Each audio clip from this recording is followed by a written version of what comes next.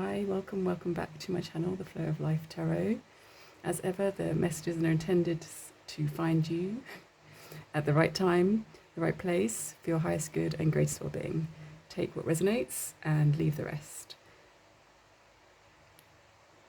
As I burn a little palo santo here, you might hear a fan in the background. So we have all the elements today. We have air, fire, earth, and I've got some water here as well, just by chance. So whilst I'm doing this, I invite you to pause, take a breath, center yourself and your body. Use this time, space as an opportunity for your own meditation practice and a time for yourself. And I'm just enjoying burning this new stick of Palo Santo, obviously. Right. So taking a breath, pausing.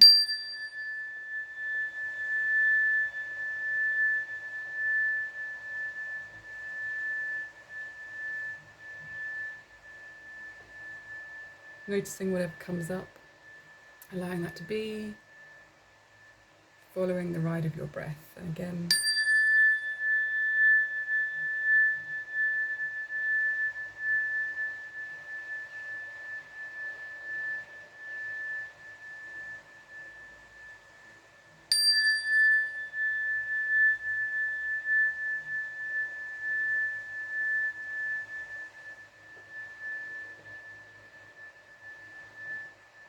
okay, that was a really long one.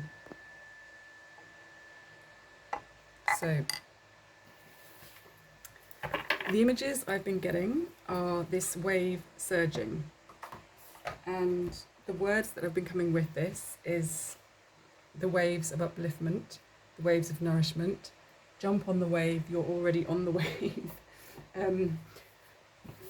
There's nothing about being ready or not ready, or being prepared or anything. The wave of upliftment is already here. I just see this surge of upliftment circling the globe, much like one of those chains of meditation practices. And when you're finding this is confirmation that you are on that wave. You're riding the wave. You're already doing it. And if you don't feel that you are, then you are just about to. So just, like when you're, especially when you're a kid, perhaps in the waves for the first time and you're getting excited about a wave coming to lift you up. It's that feeling. So,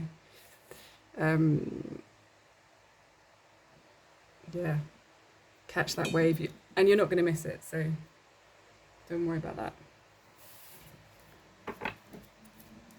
So we already have that message. That's confirmation and encouragement. And what we're going to do is just pull some cards for any extra support or information around that message that needs to come through.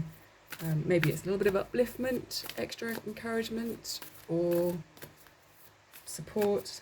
Let's see what comes through. And in fact, I am going to do the 3 cards, and we'll follow this wave together. Let's see what comes up.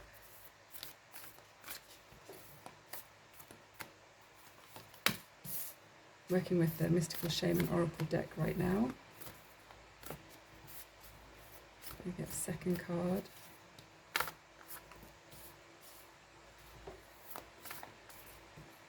And third card for our wave.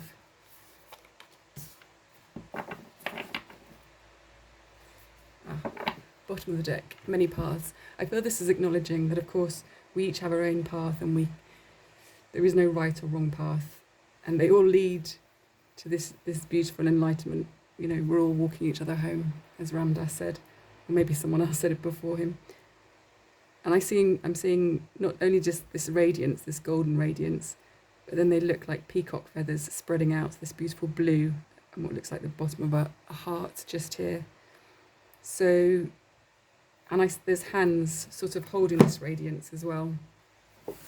So I feel like this is acknowledging that your path is unique, as much as we are all humanity as a whole, and we can relate to one another so much in so many ways, and often in ways that we are sometimes surprised about. But also, each of our paths are different, and there is no right or wrong.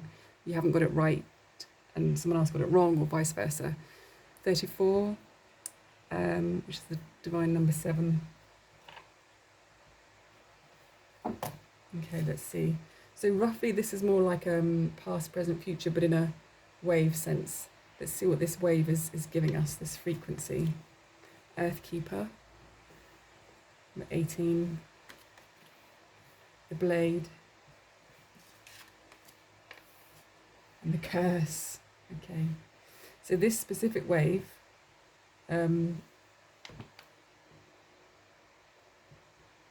is acknowledging how you have been working with these heavy, dense 3D energies, your soul has, at least for many lifetimes, not just this lifetime. Because I'm seeing the 8 here, and the 1 as in terms of you, your incarnation, your soul. So you've been coming in and incarnating as an individual for many lifetimes. It's been a repeating theme of mastery and self-mastery, but also service to humanity and service to Mother Earth and to our solar system, and of course, therefore, the galaxy and the universe as a greater whole. So this is acknowledging your service and your years of self-mastery as well as work and commitment. And I'm actually seeing around here these smaller spheres, which I don't know if this is going to show, is looking to me like phases of the moon. So it's the cycles within the cycles within the cycles. And as profound and beautiful as that work can be, that's not an easy path, it's not an easy task, and souls can get lost in these processes. I mean, lost is a relative term, but it can feel like that, the illusion of lostness. But there's radiance here, and there's no sense of lostness, just an acknowledgement of perhaps the density and the darkness of the work that's been done. Seeing here this dark sphere, which is sort of not even Plutonian, but even deeper and darker, something older and more primordial than the energy of Pluto. If you know about the archetypes of the planets, and at least the Western interpretation and relatively modern-ish interpretations of the planets and the gods and the ancients, there's something even deeper and older here. So this is also acknowledging that your soul is much older than the Earth and our solar system, that you've been doing this for lifetimes, for countless incarnations, for countless cycles. So in one sense you're a master, but also it's acknowledging the sense of mastery of the process of your service. It's both, right? It's a double-edged sword. Not only are you the master, but also the student, which is a beautiful place to be. Buddhism and the Buddha talks about the beginner's mind, much like the Fool in the major arcana of the tarot. It is a blessing to have this beginner's mind, which means that the spiritual ego, the rigid solidification of the ego, doesn't take a grip on the soul and restrict its growth and expansion. So yes, we are embodying our mastery, and yet we are also still mastering, which I'm seeing here with the number 6, in terms of it being a process in like a work in progress, right? I'm seeing the 6 of Swords, especially with this blade, this sense of moving on. That's something in progress. And what else came up? Okay, it's gone for now. So yes, a double-edged sword. It's a fine line to tread, and it's acknowledgement of the work of the soul. So this is speaking at many levels. It's speaking at your highest soul incarnation, perhaps your soul group, which is a much higher dimension, and then the layers that come through, so all the way down to your individual soul as a human, and then your human self. Acknowledging the path, acknowledging the work, acknowledging the process. And it's a celebration of it here. All the colours are very bright and exciting. It feels like a festival in Rio de Janeiro, with this beautiful woman with these wings and feathered wings and beautiful colours. And again, there's this acknowledgement of cycles. We have the moon cycles here. I don't know if you can see that. So we've got the phases of the moon, and behind this we've got the big giant solar disk. And then we have another sun, and then behind here we have a green, which I'm seeing as Uranus, but also the connection to the galactic centre. And the fact that this blade reaches all the way through, it's an acknowledgement of your alignment of self that reaches deep into the roots of the earth, but also all the way to the galactic centre and beyond.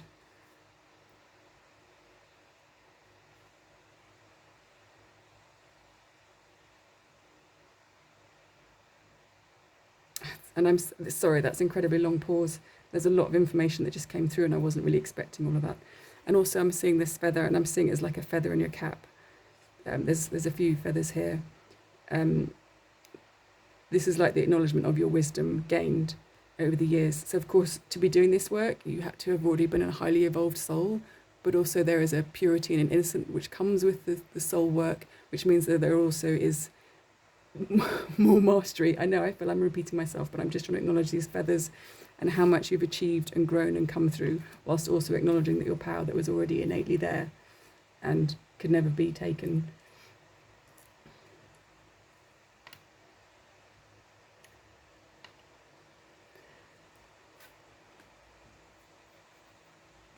The curse. So even this is in the future phase, I feel this is an acknowledgement again of being a breaker of generational trauma and generational patterns on earth. So we have the cycles, which are also natural, beautiful parts of our solar system and life and evolution, but also the patterns that can get stuck that are essentially toxic and binding, like knotweed. Is it Japanese knotweed that can really it flourishes and grows, but it can really bind and be destructive to the other plant life around it. So this is an acknowledgement of actually the pinnacle of your work, and you may not have known it, or you may fully know it and fully embody that, has been about breaking the silence, breaking the curses. And yes, that part of that is about speaking up and speaking out and using our power with grace, with humility, with respect, with wisdom, and with alignment and full embodiment of self. But also the discernment of choosing when to speak and when to hold your peace. And this comes from a place of wisdom and discernment. That's it. And I'm seeing here this beautiful heart that's sort of on the third eye. So even though you see these sort of tattoos, there seem to be two layers of tattoos. There's the patterns, but then also like a shadow tattoo of a handprint, like ink, across her face. The tattoos, which are floral and have these beautiful swirls, there's a heart here. So, and also I'm also just seeing this pink behind it. So I'm seeing that the third eye is guided by the heart. And she has, I don't know if this is just the ink or intentional, she has a brown eye and a blue eye, which can often, or green, which can often be seen in people who are twins, I think, non-identical twins. And there's this red here. So at first I thought Venus because of this heart, but I'm thinking this is sort of a combination of the Venus energy and the Mars energy, and up here Mercury, Venus, Mars, Mercury guiding the third eye, with the balance of the brain, the left brain and the right brain. Over here, which is her right side, we have the solar, and over here, which is her left side of her brain, is the lunar. And again, I'm seeing Mars here, even stronger, which is near the throat chakra. So there's something about speaking words of empowerment, speaking words of action. Often the throat chakra is associated with the turquoise blue, but there's this red swathe here. So this is an iteration of the earthly process and movement. And it's a 5, so it's a number of change, switching things up. And again, like the 8, I'm noticing how we've got the 1 as an individual incarnate, the 1 as an individual incarnate, and then the 8 as this mastery process, and then a 4 here, which I'm taking as the 4 that is often the 4 of stability, like the 4 corners of the earth, but also in the tarot, say the 4 of Pentacles is a stuckness, which is coming through here with the imagery. So her power is there. There is the hand tattooed, but if you look deeper at the face, it's her eyes that speak, the wisdom that comes through her soul. So in fact, even without opening her mouth and speaking, regardless of whether she is bound or not, regardless of whether she is restricted or not, the light already shines through, and the patterns are broken simply by her presence, simply by the fact that she is awake, that she is guided by her alignment, her true self, her higher self. Nothing can in fact bind or control or restrict this soul. She is already free, regardless of any curse or so-called curse or belief in curse. So it doesn't matter if there is a hand that binds or patterns that control. They are the illusion. They are the illusion. And that is what she sees through. She sees beyond the patterns, the so-called limitations, and sees that they do not exist. It is the belief in them that gives them the power, but it's not even a conscious belief. So she is so awake that nothing can ever bind her.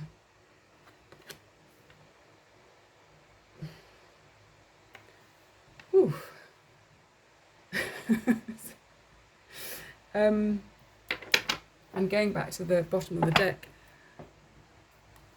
I'm seeing how this is again bringing it back to the many paths. In terms of numbers, we have 18, 9, 6, 14, 5, 6, 5, and then 7. 58, okay, 44, sacrifice. Yeah, I feel this is just acknowledging the many paths that you've already done this, and yet each time is anew. So even this is a process of mastery through the many pathways. And then here, the tree of life, we see all these butterflies. It just shows, in terms of you've done this many times, these are all your incarnations where you have become enlightened and transformed through each incarnation. So you have, yes, you have done this process many times. Sometimes we have this belief that, oh God, we're here, we're stuck here on this wheel. You know, there's the idea of the wheel of incarnation, as if it's some stuck program that we failed to level up, or we failed to get the key, or we failed to bust the matrix or the program. But no, each time has been a success. Each lifetime has been a success. So again, the illusion is the curse.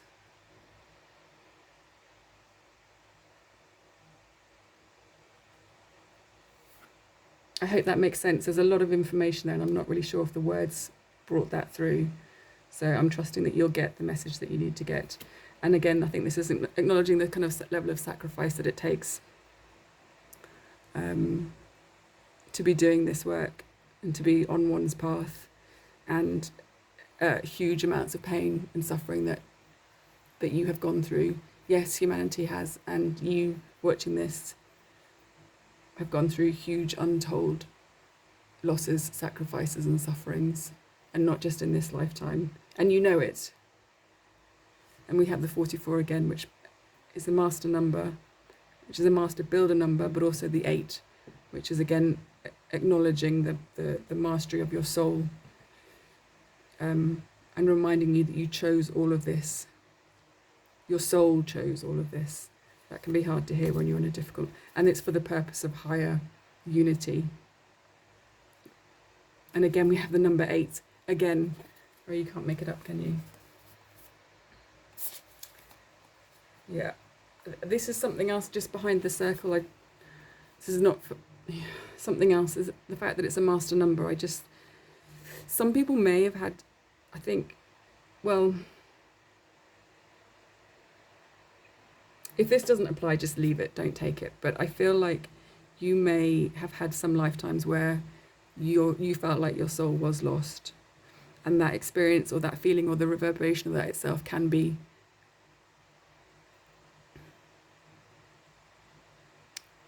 can require a lot of compassion to hold with grace and to allow the regathering of self and soul. But it's a powerful process as well. So it's saying all is not lost. Do not give up hope. Okay, I hope this is making sense.